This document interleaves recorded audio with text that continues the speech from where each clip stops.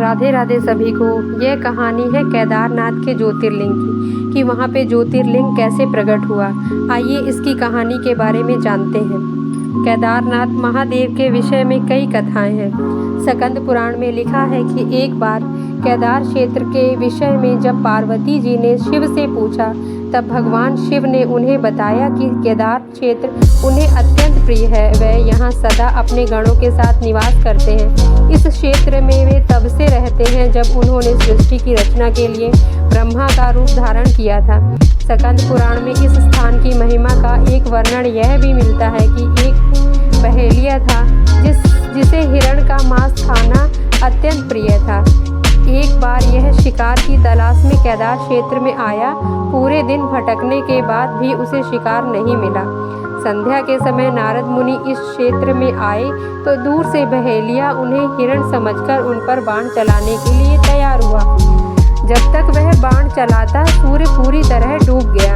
अंधेरा होने पर उसने देखा कि एक सर्प मेंढक को निगल रहा है। मृत होने के बाद मेंढक शिव के रूप में परिवर्तित हो गया।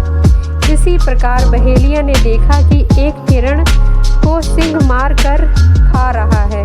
मृत हिरण शिव गणों के साथ शिवलोक जा रहा है। इस अद्भुत दृश्य को देखकर बहेलिया हैरान था। इसी समय नारद मुनि ब्राह्मण वेश में बहेलिया के समक्ष उपस्थित हुए। बहेलिया ने नारद मुनि से इन अद्भुत दृश्यों के विषय में पूछा। नारद मुनि ने उसे समझाया कि यह अत्यंत पवित्र क्षेत्र है। इस स्थान पर मृत होने पर पशु पक्षियों को भी मुक्ति मिल जाती है। इसके बाद बहेलिया को अपने पाप कर्मों का स्मरण हो आया कि किस प्रकार उसने पशु पक्षियों की हत्या की है। बहेलिया ने नारद मुनि से अपनी मुक्ति का उपाय पूछा। नारद मुनि से शिव का ज्ञान प्राप्त करके बहेलिया केदार क्षेत्र में रहकर शिव की उपासना में लीन हो गया। मृत्यु पश्चात उसे शिवलोक में स्थान प्राप्त हुआ। केदारनाथ ज्योतिर्लिंग की कथा के विषय में शिव पुराण में वर्णित है कि नर और नारायण नाम के दो भाइयों ने भगवान शिव के पार्थिव मूर्ति बनाकर उनकी पूजा एवं ध्यान में लगे रहते थे। इन दोनों भाइयों की भक्तिपूर्ण तपस्या से प्रसन्न होकर भगवान शिव ने इनके समक्ष प्रकट हुए।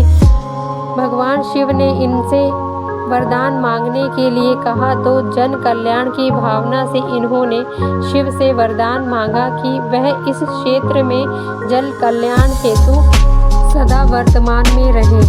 इनकी प्रार्थना पर भगवान शंकर ज्योतिर्लिंग के रूप में केदार क्षेत्र में प्रकट हुए।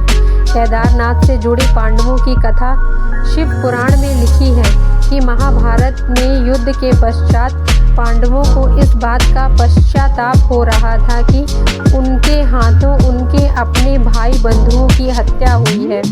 वे इस पाप से मुक्ति पाना चाहते थे।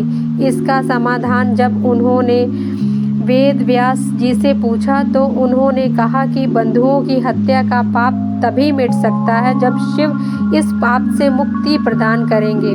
शिव पांडवों से अप्रसन्न थे। अंत पांडव जब विश्वनाथ के दर्शन के लिए काशी पहुँचे तब वे वहाँ शंकर प्रत्यक्ष प्रकट नहीं हुए। शिव को ढूंढते हुए तब पांचों पांडवों केदारनाथ पहुँचे। पांडवों को आया देखकर शिव ने भैंसे का रूप धारण कर लिया और भैंस के झुंड में शामिल हो गए। शिव को पहचानने के लिए भीम एक गुफा के मुख के पास पैर फैलाकर खड़े हो गए। सभी भैंस उनके पैर के बीच से होकर निकलने लगे, लेकिन भैंस बने शिव ने पैर के बीच से जाना स्वीकार नहीं किया। इससे पांडवों ने शिव को पहचान लिया। इसके बाद शिव वहाँ भूमि में विलीन होने लगे। तब भैंस बने भगवान शंकर को भीम ने पीठ की तरफ से पकड़ लिया। भगवान शंकर पांडवों की भक्ति एवं दृढ़ निश्चय को देखकर प्रकट हुए तथा उन्होंने पापों से मुक्ति कर दी। इस स्थान पर आज भी द्रौपदी के साथ 5 पांडवों की पूजा होती है।